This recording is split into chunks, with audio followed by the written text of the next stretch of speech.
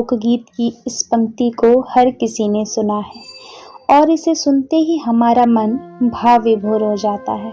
4 दिवसीय का यह महापर्व बिहार और झारखंड में धूमधाम से मनाया जाता है, परंतु दिन प्रतिदिन छठ के इस महापर्व को भारत के कोने कोने में मनाया जाने लगा एवं वर्तमान में ऐसी कई विदेशी देश है जहां विदेशी लोगों द्वारा छठी मैया को बड़े ही श्रद्धा से पूजा जाता है। यह पर्व साल भर में 2 बार मनाया जाता है, पहली बार चैत्र में और दूसरी बार कार्तिक में। चैत्र शुक्ल पक्ष षष्ठी पर मनाए जाने वाले छठ पर्व को चैती छठ और कार्तिक शुक्ल पक्ष षष्ठी पर मनाए जाने वाले पर्व को कार्तिकी छठ कहा जाता है।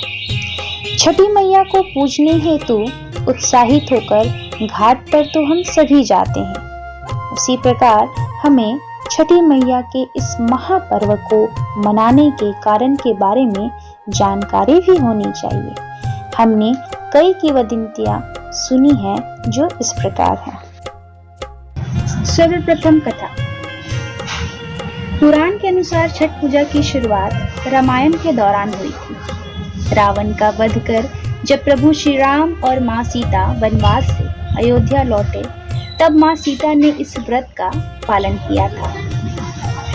द्वितीय कथा। ऐसा भी मानते हैं कि कर्ण सूर्य देव के पुत्र हैं। वह सूर्य भगवान के परम भक्त और पानी में घंटों खड़े रहकर अर्घ्य देते थे।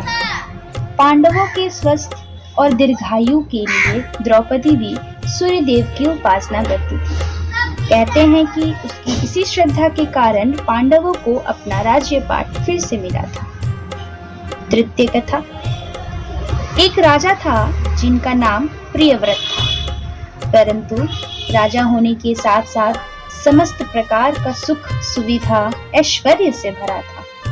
परंतु राजा प्रियव्रत और उनकी पत्नी मालिनी निसंतान थे, जिनके समक्ष सारा वैभव सारा ऐश्वर्य फीका था। एक बार उन्होंने संतान प्राप्ति की इच्छा लिए महर्षि कश्यप के पास पहुंचे और अपनी पीड़ा व्यक्त की। महर्षि कश्यप ने उन दोनों को एक यज्ञ करवाया, जिसमें उन्होंने खीर को प्रसाद रूप में ग्रहण किया और मालिनी गर्भवती हो गई। 9वें महीने में उनको पुत्र सुख की प्राप्ति हुई। पुत्र के जन्म से राजा अत्यधिक खुश हुए, परंतु ज्यों ही उन्हें पता चला कि उनका पुत्र मृत अवस्था में है, त्यों ही उनके पैरों तले जमीन खिसक गई। राजा प्रियव्रत और रानी मालिनी अत्यंत दुखी हुए। विधि के साथ राजा उस नवजात शिशु को अपने दोनों भुजाओं में समेटे हुए शमशान की ओर प्रस्थान कर गए। राजा के मन में एकाएक विचार आने लग गए, मैं कैसा राजा हूँ? मैं निर्वंशी हूँ, मेरे वंश को आगे बढ़ाने वाला कोई संतान भी नहीं है। ऐसे व्यर्थ जीवन जीने का क्या फायदा? प्राणों का परित्याग कर दिया जाए। जैसे ही यह विचार राजा के मन में आया, उसी क्षण ईश्वर की योग माया, महामाया, जिनकी मानस पुत्री है देवसेना, वह प्रकट हो गई और राजा से बोली, हे राजन, क्या कर रहे हो? क्यों आप मृत्यु को अपने गले लगा रहे हो? कोई व्यक्ति भी मृत्यु को प्राप्त नहीं करना चाहता, वह भी यही चाहता है कि मैं और दिनों तक जीवित रहूं।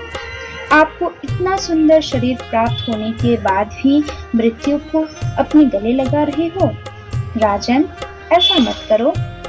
देवसेना के सामने राजा रोने लगे। देवसेना सृष्टि की मूल प्रकृति के छठे अंत से उत्पन्न हुई है, इसी कारण से उनको षष्ठी भी कहा जाता है। उन्होंने राजा को अपनी पूजा करने और दूसरों को भी पूजा के लिए प्रेरित करने के लिए कहा। राजा ने जब इस व्रत को किया तो वह कार्तिक के शुक्ल पक्ष की सृष्टि अर्थात देवी देवसेना के बताए अनुसार राजा ने उस व्रत को पूरा किया। देवी की कृपा अनुसार राजा का मृत पुत्र जीवित हो उठा और उसी समय से भगवान सूर्य की पूजा याचना की जाने लगी और तभी से छठ का महापर्व शुरू हो गया। माता व बहन इस पर्व को विधि विधान के साथ मनाती हैं, अपने परिवार की सुख समृद्धि तथा दीर्घायु के लिए करती हैं। छठ का पहला दिन नहाए खाए। सबसे पहले घर की सफाई कर इसे पवित्र किया जाता है, जिसके बाद व्रती स्नान कर अपने आप को पवित्र करती हैं। शुद्ध और सात्विक भोजन कर व्रत की शुरुआत करती हैं। इस दिन चना दाल, लौकी की सब्जी रोटी के साथ खाई जाती है। पकाए खाने को सबसे पहले व्रती खाती हैं, उसके बाद घर के बाकी सदस्य खाते हैं। छठ का दूसरा दिन खरना। इसमें व्रती रखने वाली छठ पूजा का दूसरा दिन खरना। इसमें व्रत रखने वाली व्रती पूरे दिन का उपवास रखती हैं, जिसमें ना ही वह कुछ खाती हैं ना कुछ पी सकती हैं। शाम के समय गुड़ वाली खीर प्रसाद के तौर पर बनाई जाती है, जिसे रसियाव यानी खीर भी कहते हैं। से पूजा करने के बाद व्रती खाती हैं। उसी रात छठी मैया के लिए चाशनी, गेहूं का आटा और घी से बनाई मिठाई ठेकुआ प्रसाद के तौर पर बनाते हैं। छठ पूजा का तीसरा दिन संध्या अर्घ्य। इस पूरे दिन व्रती निर्जल व्रत रखती हैं। फिर शाम में वह नदी या तालाब के यहाँ इकट्ठा होकर डूबते सूरज को अर्घ्य देते हैं। जब व्रती घाट की तरफ अर्घ्य देने के लिए जा रही होती हैं, तभी उनका बेटा या घर का कोई पुरुष एक बांस की बनी हुई टोकरी लेकर आगे चल रहा होता है, जिसे बहंगी कहते हैं। बहंगी में फल, प्रसाद और पूजा की सामग्री रखी जाती है। घाट पर माता और बहनों द्वारा गाए जाने वाले लोकगीत हमें प्रभावित करती हैं। ऐसा लगता है मानो हमें माटी से जोड़ती हैं। हम आज के इस वर्तमान युग में अपनी संस्कृति, अपनी परंपरा को दिन प्रतिदिन भूलते जा रहे हैं, केवल और केवल आधुनिक बनने के चक्कर में। घाट पर जब हम एक दूसरे से प्रसाद मांगते हैं, बिना यह जाने कि वह किस जाति का है, बस लालसा रहती है प्रसाद को पाने। एक ही स्थान पर खड़े होकर एक साथ छठी मैया को पूजते हुए, सूर्य भगवान को अर्घ्य देते हुए हम बस लीन रहते हैं, हाथ जोड़े हुए, आंखों में आंस लिए, हाथ फैलाकर मन ही मन माँ से भीख मांगते हुए अपनी ही पूजन में।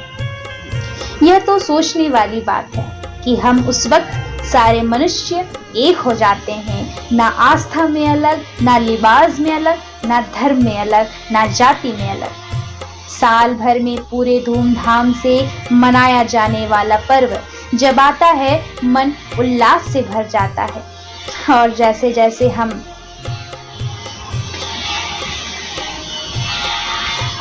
जैसे चौथा दिन आता है, मन भारी सा लगने लगता है। ऐसा लगता है कि हमारी अपनी माँ हमसे दूर हो रही है और चेहरे पर उदासी लिए घर को लोग रवाना होते हैं। यह पर्व केवल महापर्व ही नहीं, यह भावनात्मक पर्व भी है। आप सभी को छठ पूजा की ढेर सारी शुभकामनाएं।